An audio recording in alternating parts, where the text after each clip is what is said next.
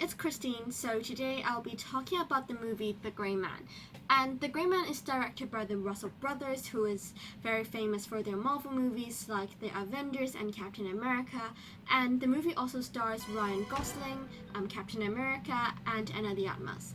So I know this movie is in fact on Netflix about a month ago, and it's quite outdated at this point, but I still really want to share it. So yeah, without further ado, let's dive into the film.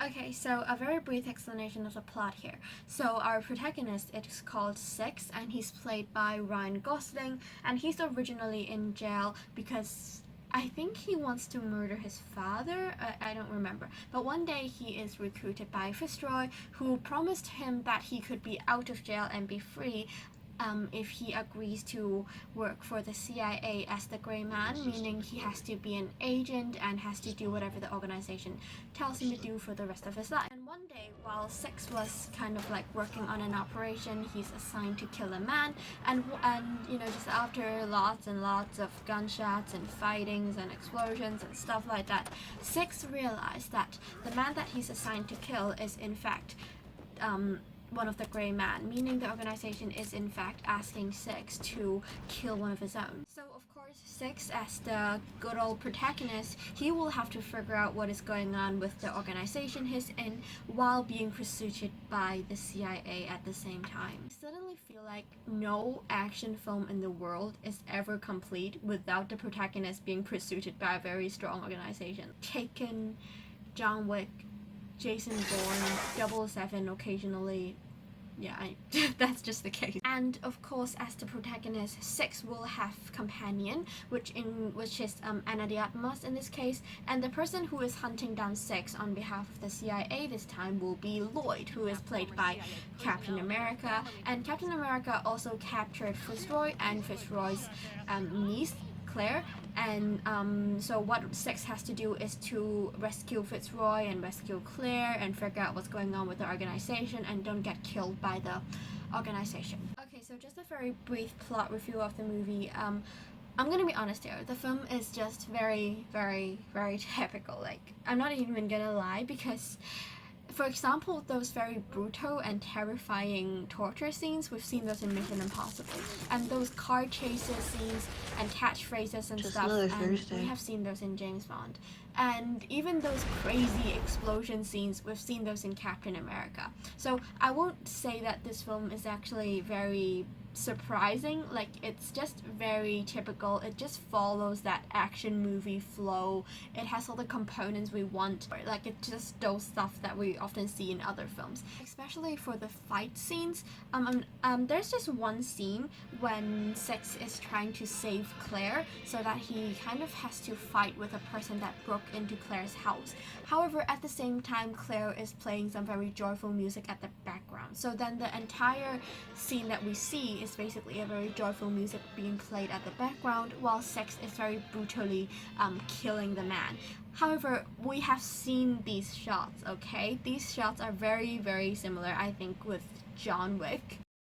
Okay, so this is a scene in John Wick where John Wick is basically trying to kill everyone in this bar while the background is playing the song Think by Khaleda.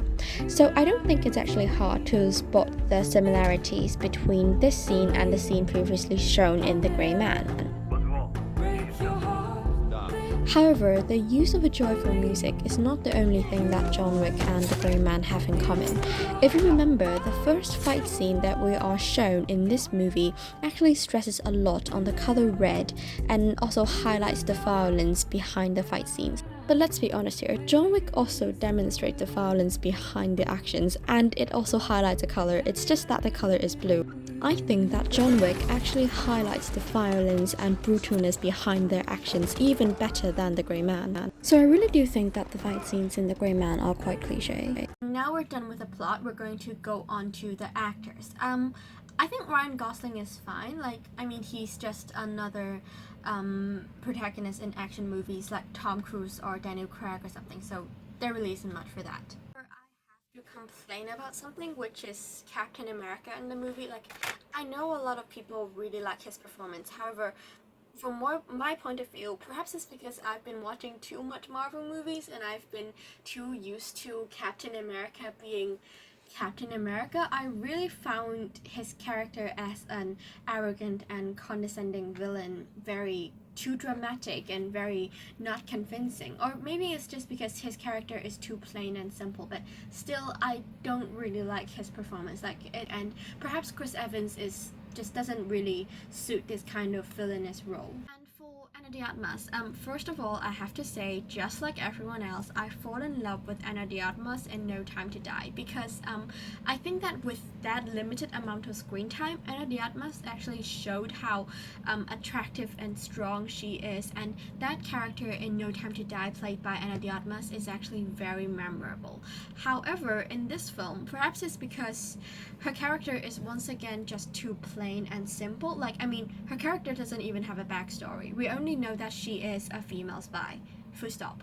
We don't get the backstory of her, and we don't get chemistry of her between her and Ryan Gosling. So I think that's really a shame. And there aren't really too much fight scenes of her, because in No Time to Die, I really enjoy watching her fight. I think the fight scene with her are really quite good, but then in this movie, I don't get to see that. So I think it's actually quite sad that we don't get to see the charisma of Ana de Armas, because I don't think the director actually try to make her character more sophisticated or decides to give her more fight scenes. So I think that's actually quite a shame.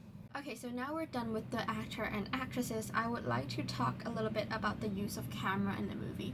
So in the movie, I think there are a few scenes where drones are used to shot the scenes. For example, in the hospital scene or in many of the fight scenes, I think there will be kind of like a drone, circling around the particular building, or just simply circling around the protagonist to shoot the scene. And I think to many people it should be quite interesting, and it's also quite a new way to shot a movie, because that way we can see more of the scene, we can see more of the building, and it should be more exciting. However, personally, I am not a huge fan of that way of shooting the film.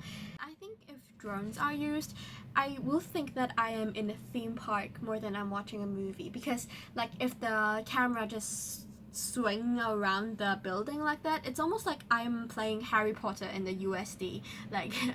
It's almost like I'm sitting, I'm flying in the sky surrounding that building where the protagonist is fighting, and I'm screaming and clapping and stuff. So it doesn't really look like a movie. It looks like a theme park a little bit more. So I don't think that's quite good to me. Also, personally, because when drones are used to shot the scenes, at some point I think the camera will be quite shaky, and personally I don't really like shaky cams. I much prefer the more stable ones in John Wick, that sort. So personally, I am not the huge fan of this way of shooting the movie. However, I know that it's actually still very new, and a lot of technology and a lot of budget is used it. So I think these are something that we still should appreciate. So all in all, I wouldn't say that this movie is absolutely tedious, and I don't recommend you to watch it at all. However, I'm just saying that there are many other alternatives. If you like action films, for example, you can watch Mission Impossible, or you can just watch Captain America if you like Chris Evans, because it's the same director, and there are also explosions, there are also trains and stuff anyway. But it's not that the movie is absolutely terrible. If you really like the fact that it is so star-studded, or the fact that you really just like action films, then you can still watch it. So yes, that is my review on this movie, and I hope that you enjoy it, and do tell me in the comment section of what you think about the film, and we can discuss. So thank you so much for watching, and I'll see you next time. Bye!